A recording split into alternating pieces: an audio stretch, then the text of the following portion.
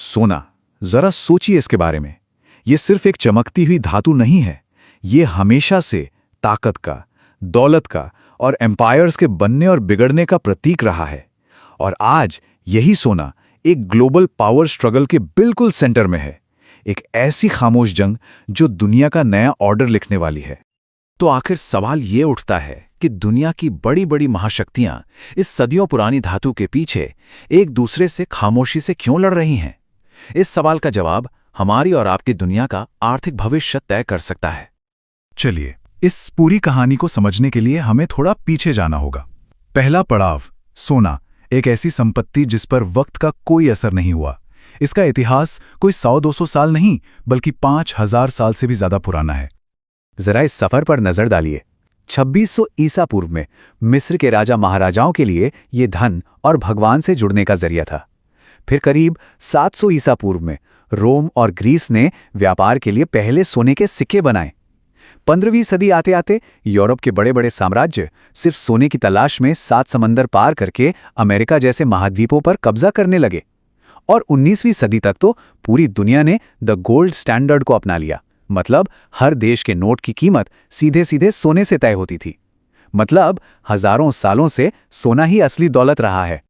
लेकिन फिर कहानी में एक बहुत बड़ा मोड़ आता है। दूसरा पड़ाव, 1971 का निक्सन शॉक। ये वो दिन था जिसने पैसे के खेल के सारे नियम हमेशा हमेशा के लिए बदल दिए। तो हुआ ये कि दूसरे विश्व युद्ध के बाद ब्रेटन वुड्स नाम का एक सिस्टम बना। इसमें अमेरिका ने दुनिया से एक वादा किया कि उसका डॉलर सोने से जुड़ा है। मतलब आप डॉलर देकर सोना ले सकते हैं।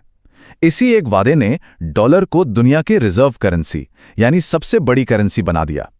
बाकी दुनिया की करेंसीज डॉलर से जुड़ी थीं और डॉलर सोने से। और फिर 15 अगस्त 1971 सब खत्म हो गया। अमेरिकी राष्ट्रपति निक्सन ने ऐलान कर दिया कि अब डॉलर का सोने से कोई लेना देना नहीं है।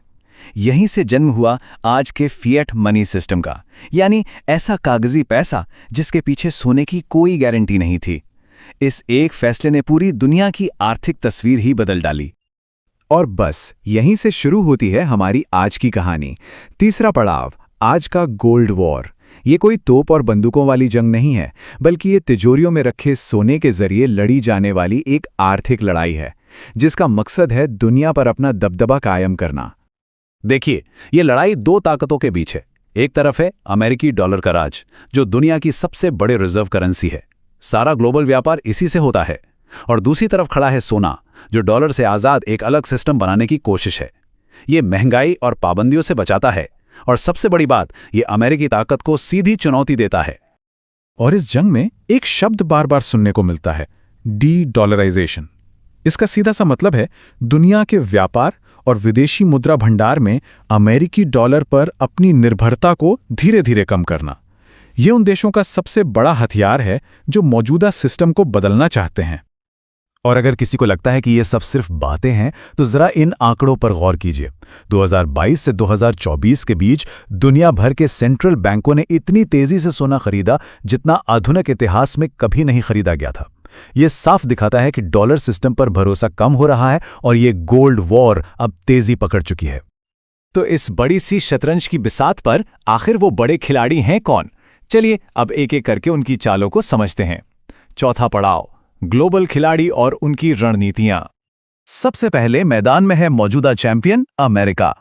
ऑफिशियल रिकॉर्ड के हिसाब से इसके पास दुनिया का सबसे बड़ा सोने का भंडार है, 8133 टन।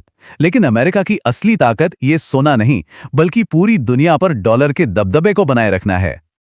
अब देखिए इन चैलेंजर्स को। इस चार्ट में साफ दिखता है कि चीन, जो सोने का सबसे बड़ा प्रोड्यूसर और खरीदार भी है, वो कैसे चुपचाप अपना भंडार बढ़ा रहा है। वहीं दूसरी तरफ पश्चिमी देशों के बैन से घिरा रूस बहुत तेजी से डॉलर को छोड़कर सोने की तरफ भाग रहा है।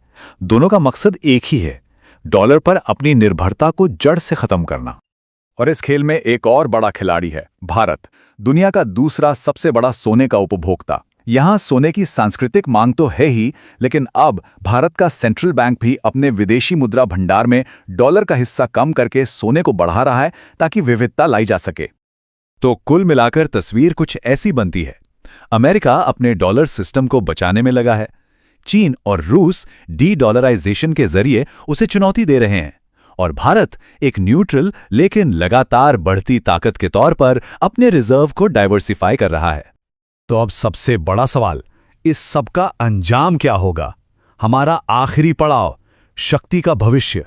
जब ये उठापटक थमेगी तो दुनिया कैसी दिखेगी? तो आगे क्या हो सकता है?